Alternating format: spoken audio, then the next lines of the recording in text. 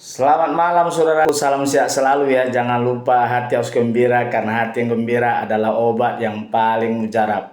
Malam hari ini saya ingin menyampaikan somasi terbuka kepada saudara-saudaraku pemilik media online yang setelah dengan secara sadar dan sengaja selalu menulis berita tentang saya seolah-olah saya menghina profesi wartawan, seolah-olah saya merendahkan profesi wartawan dalam judulnya. Sekali lagi saya sampaikan, sebaiknya Anda klarifikasi kepada saya sebelum saya dan tim pengacara mengajukan gugatan perbuatan melawan hukum kepada media-media saudara. Sebaiknya Anda klarifikasi karena Anda tidak boleh sebagai wartawan hanya mendengar satu pihak. Anda harus klarifikasi kepada saya. Anda jangan mendengar satu pihak terhadap oknum wartawan yang melaporkan saya. Saya sekali lagi katakan, saya di dalam video TikTok saya itu lagi bertugas sebagai pengacara membela kepentingan klien saya.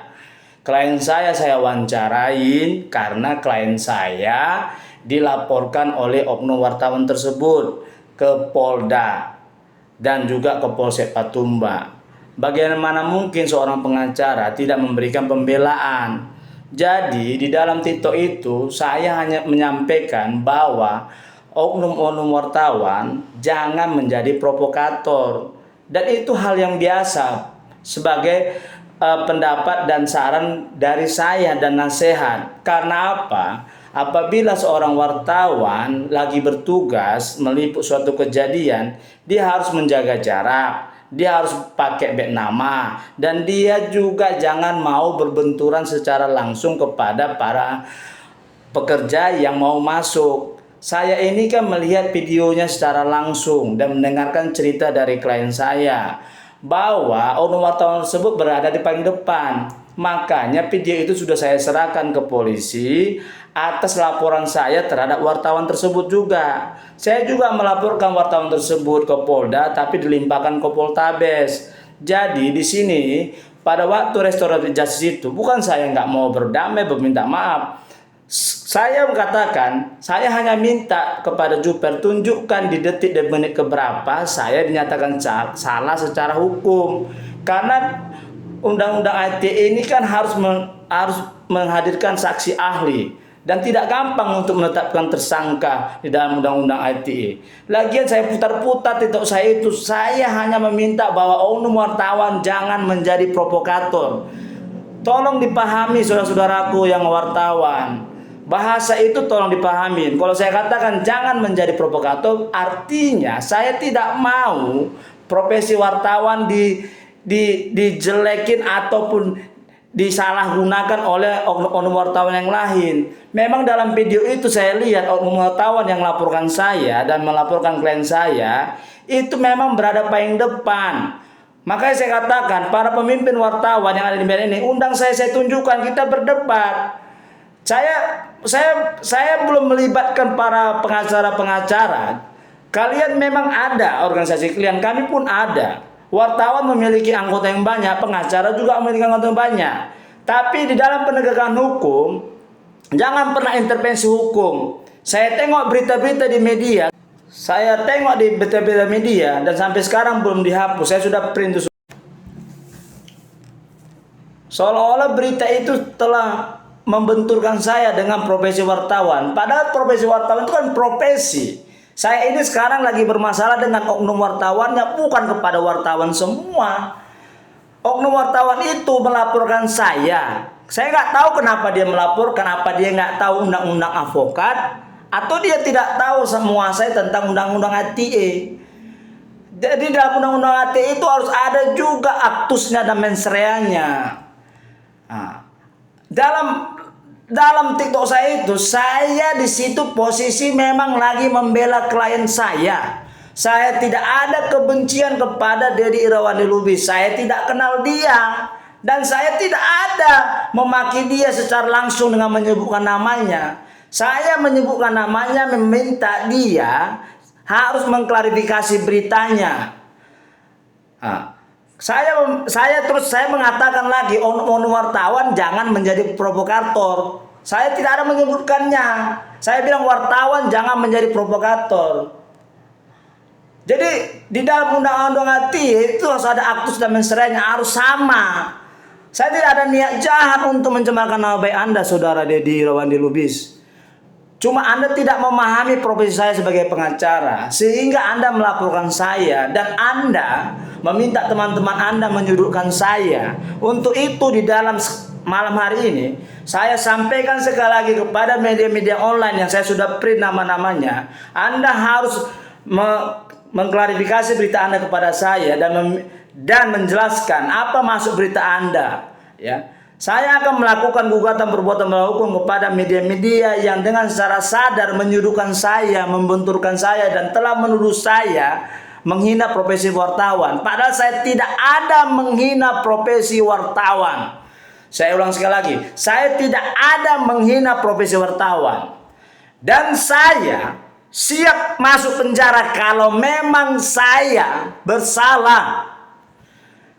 Azas praduga tak bersalah itu harus dikedepankan dalam penegakan hukum, apalagi dengan KUHP baru sekarang. Tidak gampang menahan seorang sekarang ini. Menahan seorang itu harus ada minimal bukti, harus ada aktusnya dan mensreanya. Kalau hanya tidak diketemukan ya niat jahatnya, itu tidak bisa orang dipenjara. Ya. Dalam menahan seorang pun harus meminta persetujuan pengadilan pada saat ini. Saya sudah katakan tadi, kenapa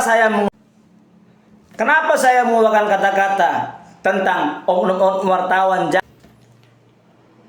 Kenapa saya mengeluarkan kata-kata di dalam TikTok saya itu bahwa oknum wartawan jangan menjadi provokator. Saya menyebutkan oknum wartawan jangan menjadi provokator. Kenapa keluar kata-kata seperti itu? Karena satu, saya lagi wawancarai klien saya mengatakan bahwa Saudara Deddy ya di paling depan dalam melarang karyawan masuk kerja, dan klien saya mengatakan seperti, dan saya cek di videonya memang benar, saya lihat dan hampir berbenturan Saudara Deddy dengan klien saya di situ karena Saudara Deddy di situ paling depan. Silakan tonton videonya, dan saya mau semua wartawan harus netral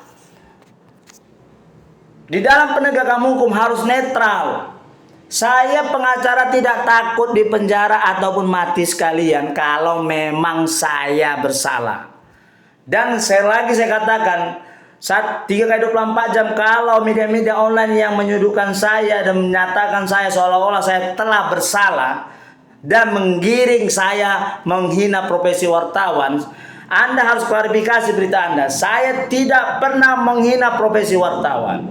Ya, saya hanya menggunakan hak saya sebagai warga negara Indonesia untuk memberikan pendapat saya. Saya menggunakan hak saya yang dilindungi oleh undang-undang advokat untuk memberikan pembelaan kepada klien saya. Ya. Dan apabila kata-kata saya, pendapat saya dan saran saya tidak senang di hati saudara-saudara wartawan, ya saya minta maaf. Ya, tapi jangan pernah benturkan saya seolah-olah saya menghina profesi wartawan. Saya ini adalah bagian wartawan juga. Dulu saya pernah punya media mingguan namanya Indonesia Indah, dan saya suka menulis. Dan saya juga bisa menjadi seorang wartawan yang profesional dan internasional dengan kemampuan saya. Tapi pada saat ini saya jadi seorang pengacara.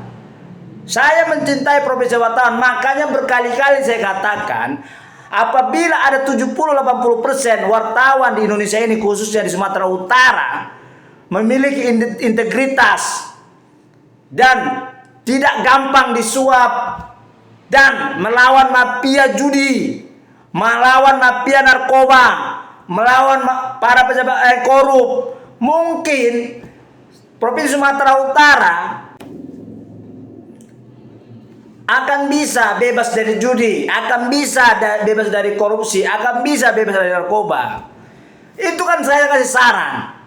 Jadi untuk itu sebelum saya melakukan gugatan perubahan hukum kepada para media online, menggugat saudara-saudara dalam pengadilan, saya minta saudara mengklarifikasi, semua saya sudah print.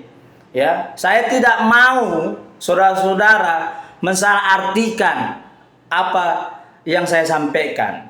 Salam cerdas dari saya, Trinop Sianturi, Ketua Yayasan Kemajuan Bangsa. Merdeka! Merdeka!